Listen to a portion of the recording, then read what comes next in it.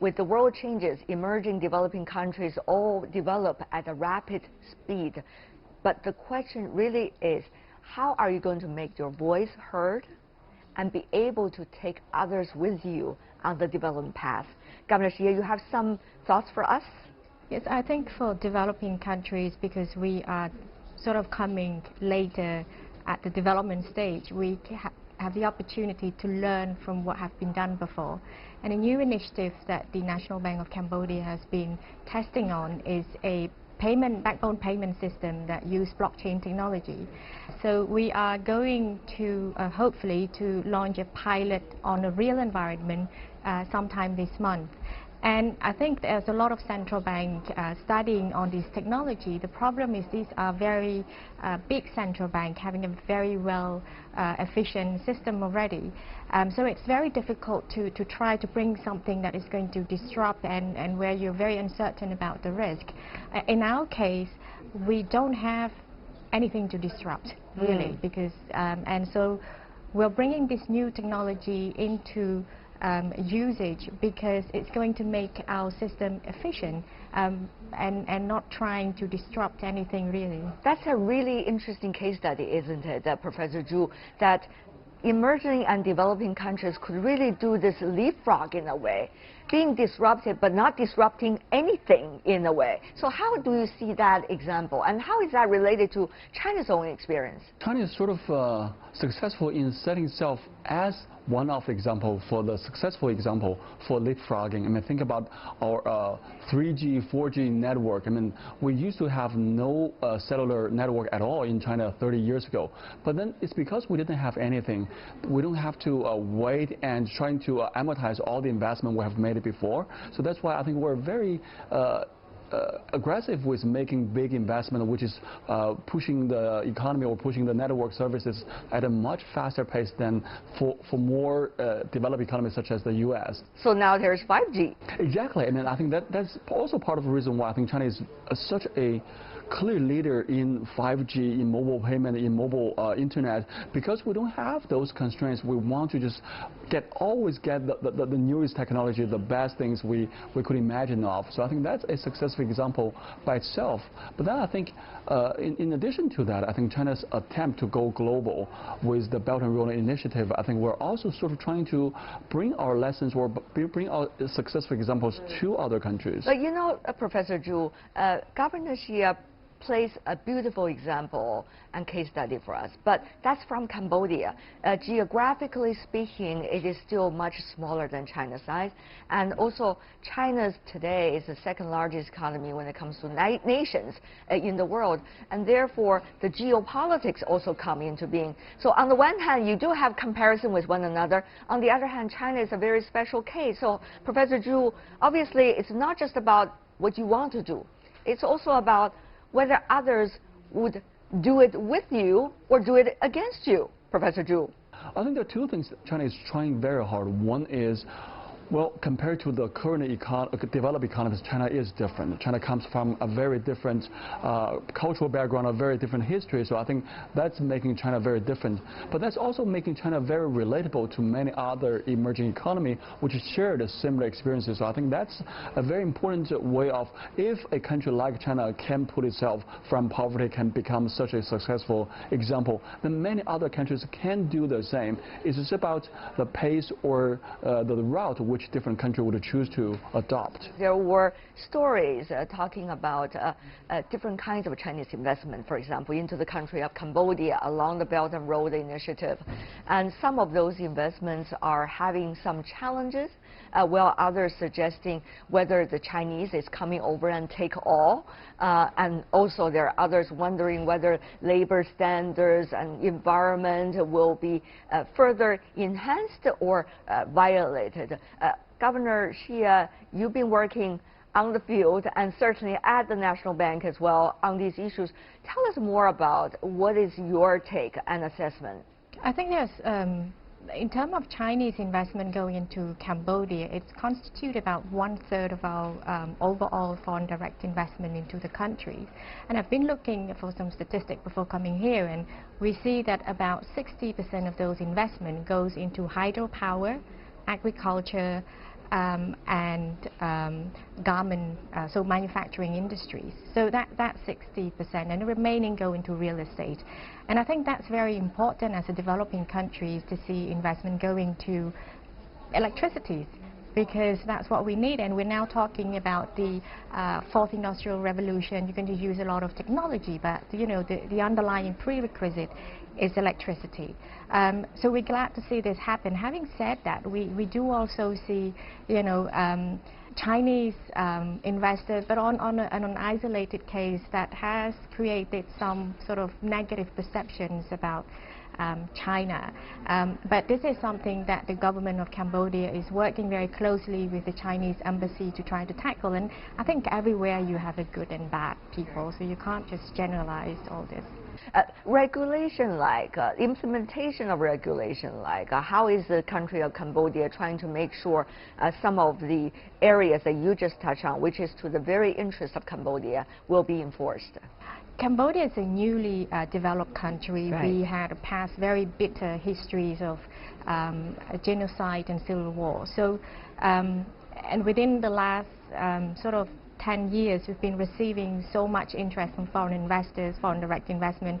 And I think I have to admit that for the government it's also a bit overwhelming to have everything flowing all at the same time. But we're looking into reviewing our investment law, trying to make things, make the situation better for the investors, but also for the locals, for the country. What do you think, Professor Zhu, when Governor Chea is talking about, oh, let's work on this you know, foreign investment law, which China worked on in the very late 1970s, early 1980s, and now it's having a different version, newer version of it.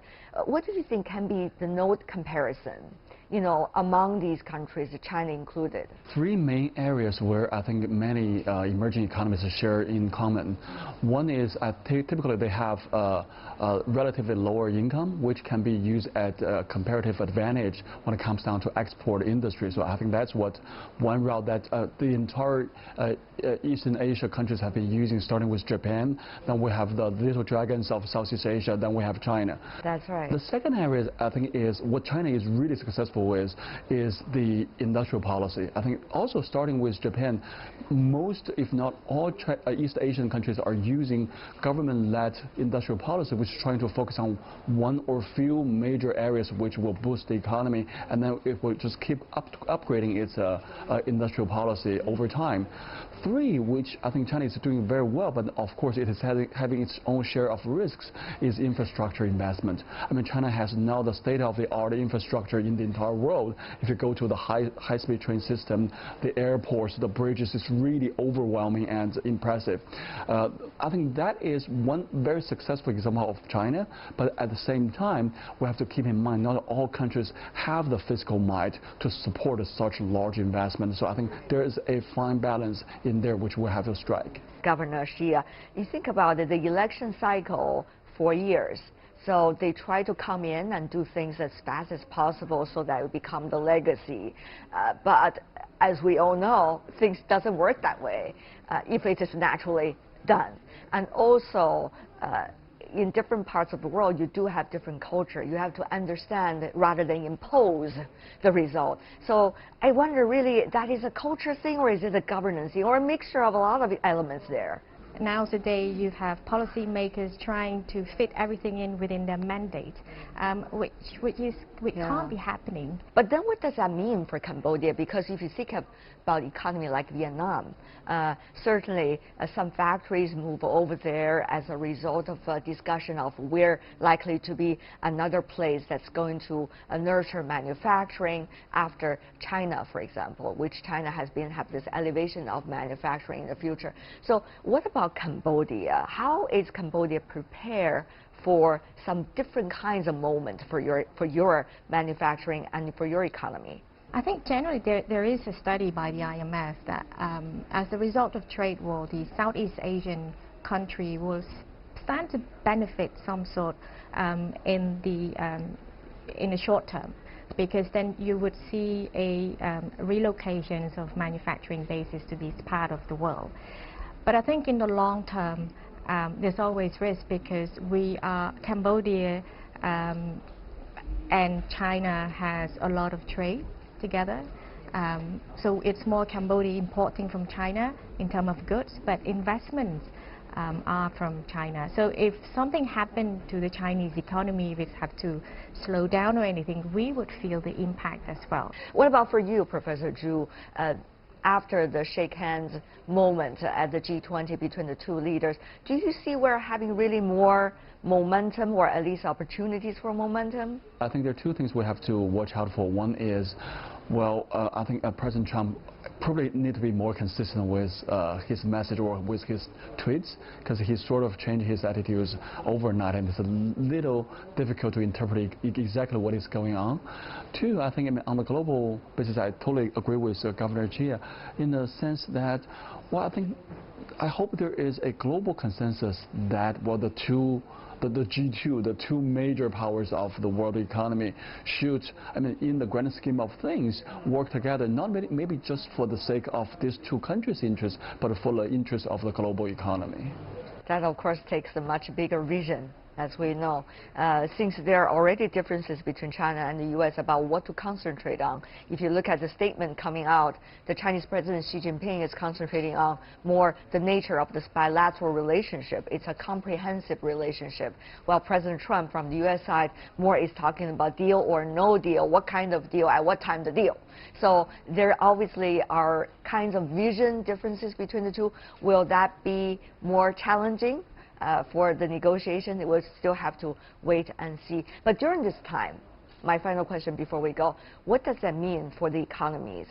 Let's go to your economy first. You talk about the Governor Xi, the close relationship between China and Cambodia when it comes to economic ties. So how would you be able to be at least flexible, while at the same time make sure your best interests are being protected? And that's exactly what the new investment law is going to look at. We have an industrial policy strategy looking at strengthening, making the economy more resilient. And there's four main concentrations. One is human capital, so focusing on our education system, vocational training. Second is on logistics. Make it more sort of attractive for investors to come in, and particularly so because Cambodia is quite geographically well situated right at the center of ASEAN. So how can we make ourselves relevant in the in regional value chain? The third is on agri-industry, which is very important for us. And I think we have a lot of unexploited soil that could be, a great source of food. And if you look at, how many people there is in China to feed, I think it can turn into Cambodia and exploit that. And the fourth is SME development. We want to strengthen our SMEs and get them out there in the region and hopefully to the world. So these are some of the policy that is already in place, and trying to make sure that we are resilient, trying to diversify our manufacturing base, because currently we're relying on garment and shoes. But gradually now we've seen our manufacturing industry going towards microchip and cars assemblies, bicycle assemblies. It's a slow diversification, but it's happening. So this is how we try. A very ambitious plan, I have to say. Well, we have to be ambitious. And what about you, for you, Professor Zhu, at this time of great change? As far as China is concerned, I think there are three things. One is, I think, trying to go on whatever it has been doing very well with, so don't give in to the external pressure just for the matter of it. Two, I think China has to think harder about, well, certain of the demands from the U.S. side or from overseas is in China's interest about the structural reforms. So I think China has to think harder about how to push forward some of the reforms which has been on the agenda, but which has not progressed as well or as fast as people were hoping for, definitely not at the pace of what Cambodia is experiencing. Lastly, I think, I totally agree with Governor Xi about, well, I think no matter what you say, I think the upgrade in the industry will what will happen over time. So I think China should keep confidence and remain calm with, okay, over time, I think the huge size of China's economy and with China's hard-working spirit, I think we will gradually grow over this so-called middle income trap, and I think we don't have to say that much. I think the rest of the world will see what we have been achieving over this entire path.